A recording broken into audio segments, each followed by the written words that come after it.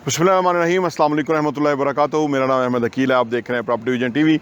बहुत सारे लोग अक्सर ये कहते हैं कि जी वो अपार्टमेंट लिविंग के अंदर ना आपके पास अपनी ज़मीन होती है और आप हवा में होते हैं और आप जो है ना वो रह रहे होते हैं और से 100 साल के बाद क्या होगा, तो और इस तरह की जो बातें करते हैं उसके बारे में ये जो वीडियो है वो आपको क्लैरिटी फ्राहम कर देते हैं इस वीडियो के अंदर। आइए इस पर बात करते हैं।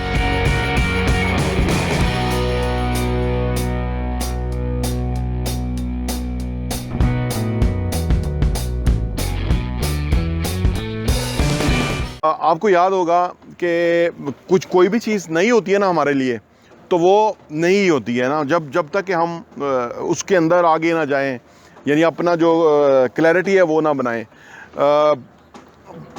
पुराने वक्तों में बुज़ुर्ग कहते थे कि जो लोहे का काम है ना, ये ट्रांसपोर्ट का जो बिज़नेस है, ये सही नहीं है। वो गाड़ी लग जाती है, इसके अंदर फिर और बड़े मसाइल आ जाते हैं। फिर हम जानते हैं कि जो लोग ट्रांसपोर्ट बिज़नेस में थे, जैसे कमर ज़ुबान कायरा लोगों की स्काईवेज़ है, इस तरह वो न्याजी हैं, इस तरह वो जो न्याजी अड्डा आप जानते हैं उनकी बसें हैं, फैसल मूवर्स है, फिर जो डाइवो है और बहुत सारे ट्रांसपोर्टर्स पाकिस्तान में, उनका बहुत बड़ा बिज़नेस है, बहुत बड़ा बिज़नेस है। यानी एक एक गाड़ी जो है वो 4-4, 5-5 करोड़ रुपए की है। ये आज उनकी गाड़ियाँ 4-4, 5-5 करोड़ की हैं मालियत। कभी ये गाड़ियाँ मुख्तलिफ थी, तरीक़ाकार मुख्तलिफ था, रिसोर्सेज कम थे, लेकिन वो वक़्त के साथ साथ वो अब इतना फ्लोरिश कर गया, बिज़नेस बड़ा बिज़नेस बन गया है कि जिस तरह एयरलाइन की टिकट्स बुक होती हैं, इस तरह बसों की टिकट्स बुक होती हैं। और आप जाएं तो पैसेंजर जो है वो एक ऑलरेडी एक फ्रेम ऑफ माइंड के साथ आते हैं कि वो उतने पैसे उन्होंने देने हैं। कि यहाँ से लाहौर आप जाएँ तो 2000 करीब टिकट हो चुका हुआ है। किसी वक्त में ये टिकट बहुत कम होता था। तो मेरा इस कहने का मतलब ये है कि फ्यूल प्राइसेस या जो भी है बाकी, लेकिन ट्रांसपोर्ट बिज़नेस में लोगों ने बहुत कमाया। ये जो इस तरह की सोचें होती हैं ना, ये हमें पीछे रखती हैं क्योंकि हमने उसमें एक्सपीरियंस नहीं किया होता। इसी तरह जो अपार्टमेंट के अंदर लिविंग है, ये कॉन्सेप्ट पाकिस्तान के नहीं आया, ये दुनिया के तरक्की याफ्ता ममालिक से आया है और लोग वहाँ बड़े हैप्पीली हैं। हमारे एक बहुत ही मोहतरम दोस्त मंजूर साहब हैं कतर से, वो बता रहे थे कि मैं अभी जो अपार्टमेंट में रहता हूँ, तो मैं जो अभी वो भर के आया हूँ अपना अगले साल का जो पूरा रेंट है, रेंट वहाँ बहुत है कतर में और बहुत शहरों में और मुल्कों में रेंट बहुत हाई है अपार्टमेंट के। तो उन्होंने कहा कि पता नहीं 30-40% रेंट बढ़ गया और मैं जमा करा के आया हूँ पूरा साल का जो उनको चेक दिया है। तो वो पूरा कॉन्सेप्ट दुनिया का बदल गया है। कभी लोग घरों में रहते थे, अब लोग अपार्टमेंट में रहते हैं। अब जो 100 साल एक कहते हैं किसी भी जगह ना, जो एवरेज है ना इंसान के रहने का टाइम, वो कोई 14 से 16 साल है। 14-16 साल के बाद इंसान डेफिनेट नई जगह मूव होता है। आप अपना भी देख लीजिएगा, कभी भी आप नहीं, एवरेज इंसान जो है वो 14-16 साल एक जगह रहता है, वो और जगह मूव हो जाता है, पीछे मकान बेच देता है या अपार्टमेंट बेच देता है, जो कुछ भी है। फिर इसकी अगर कंस्ट्रक्शन के जो म्यार हैं, बहरिया टाउन के जो स्टैंडर्ड्स हैं, उस पर जाएँ तो 100 साल किसी भी बिल्डिंग के लिए कुछ भी इशू नहीं, क्योंकि जितना स्टील इसमें लग रहा है, जितना हैवी एक्सपेंसिव कंस्ट्रक्शन है, तो उसे कोई फ़र्क ही नहीं पड़ता। अब ये सारी बातें करने का मतलब ये है कि इसकी लाइफ इतनी ज़्यादा है।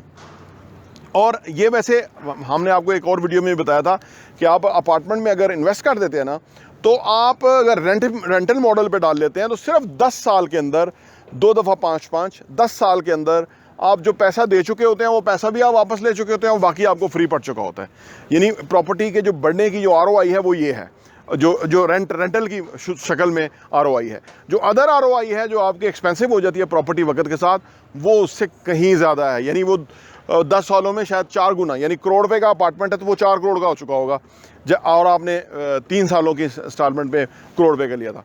यानी मैं अर्ज़ करूं कि ये आप इसके फर्दर अगर चीज़ों को गौर करें तो आपको अंदाज़ा होगा कि यार ये तो इससे सेफेस्ट इन्वेस्टमेंट तो कोई हो नहीं सकती। अदरवाइज़ अगर 100 साल के बाद भी आप देख लेते हैं फॉर एग्जांपल कि इसकी क्या कौन ओनर होगा, तो अगर फर्ज करें 100 साल के बाद बिल्डिंग जो है, उसकी बिल्डिंग की जो भी लाइफ टाइम है उसके बाद जो भी यूनिट्स के मालिकान होते हैं, वो एक समझ लें एक तरह की कमेटी होती है उसके अंदर। वैसे तो जो मैनेजमेंट जैसे हम इसकी टेक केयर करेंगे, मेंटेनेंस करेंगे, इसकी हर चीज़ का ख्याल रखेंगे। या state of the art lifts लग रही हैं, एक्सपेंसिव चीज़ें हैं, उनकी मेंटेनेंस होगी।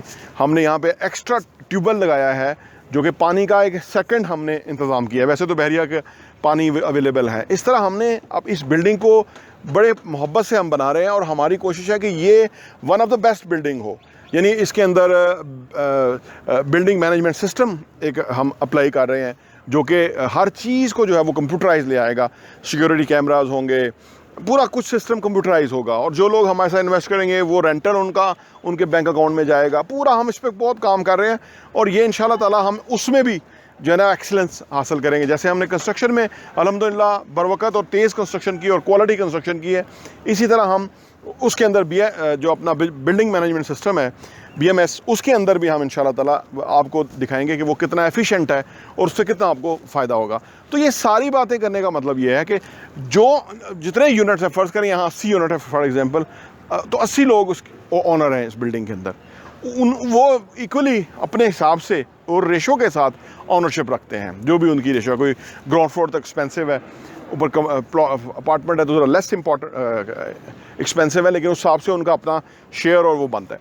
तो अर्ज़ करने का मतलब यह है कि किसी भी हवाले से ये, क्योंकि एक बहुत ही इंटरनेशनल स्टैंडर्ड का बहरिया टाउन है जिधर ये बन रही है, अगर आप दाएं बाएं देखते हैं तो यहाँ तो आपको मनाजर नज़र आते हैं कि भाई ये खूबसूरत जगह है और उसमें जो ना वो लोग रह रहे हैं। तो आप बड़े इत्मीनान से इन्वेस्टमेंट कीजिए, और इसके अंदर आपके लिए अपॉर्चुनिटी मौजूद है। आइए इन्वेस्टमेंट कीजिए। प्रॉपर्टी वीएन टीवी देखने का बहुत बहुत शुक्रिया।